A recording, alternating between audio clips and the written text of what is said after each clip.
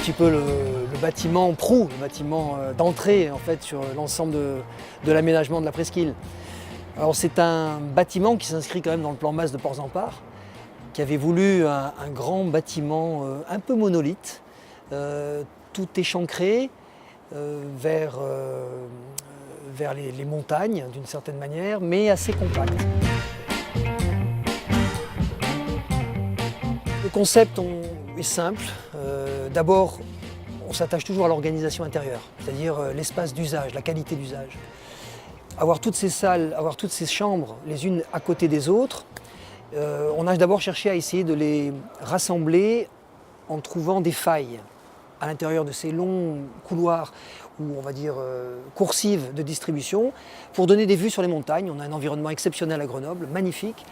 Et donc de découper un peu le bâtiment de cette manière-là, ça c'est pour l'usage, la qualité d'usage, la qualité intérieure. Donc de retrouver ce découpage ou ce morcelage, ou en tout cas ces éléments qui vont agrémenter l'ensemble à l'extérieur, donc qui s'est traduit par ces loggias, que vous voyez, ces points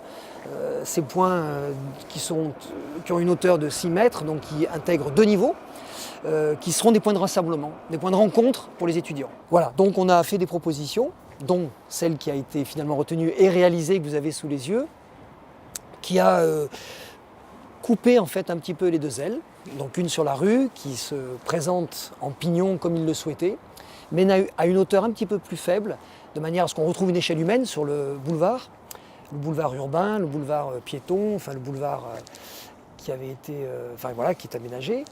Et puis sur l'arrière, côté de la voie ferrée au nord, le bâtiment pouvait s'élever un petit peu plus haut. Résidence étudiante, 300 lits, donc 300 lits avec un programme principalement des chambres individuelles, mais aussi des appartements, des T2, T3, T4, quelques-uns.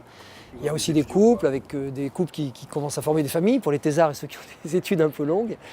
Voilà, donc c'est ça le programme.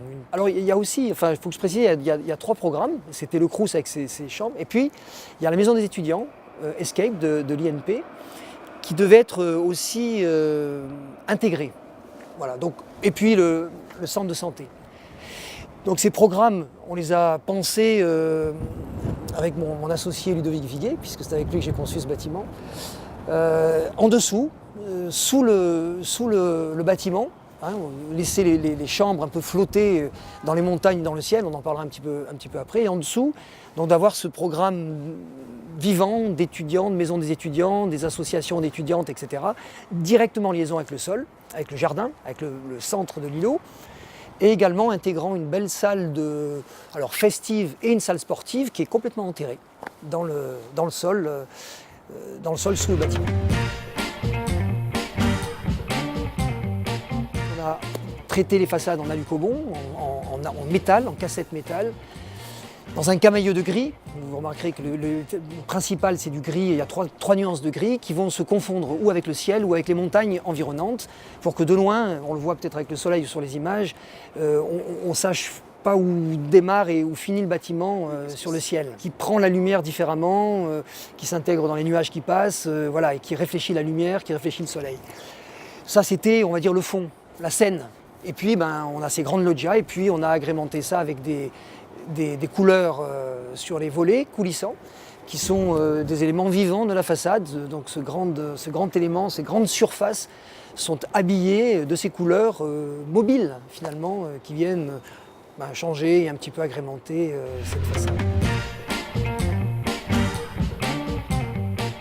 Très important de laisser des vues et de la lumière s'inscrire à l'intérieur de l'îlot.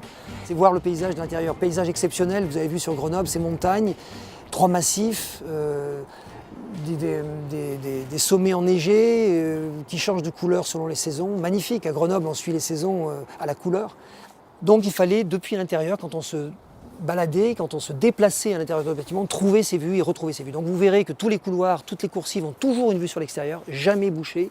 Donc elles donnent toujours sur l'extérieur et elles sont entrecoupées d'espaces de rencontres, des espaces où on peut discuter, se rencontrer, faire connaissance avec son voisin, qui découpent ces coursives et qui donnent bien entendu là aussi différentes vues sur le paysage.